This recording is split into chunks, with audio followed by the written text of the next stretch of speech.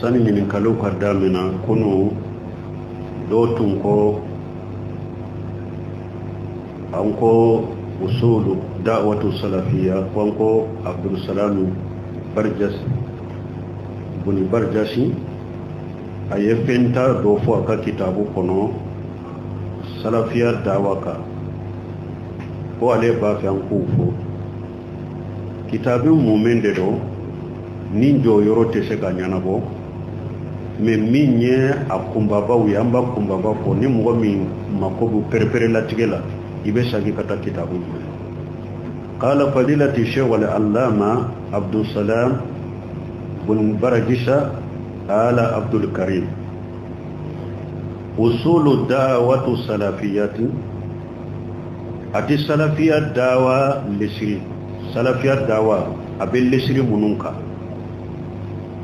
الأصل الأول الاهتمام والعناية بطلب العلم الشرعي وتفقه في الدين lesiri folo salafu ka dawa be lesiri munun ka folo ye munye ka hammini doni ki yere ka hammini doni ki yere sugulani islamiya sharia doni nyinini anika dina fa anika hammi dina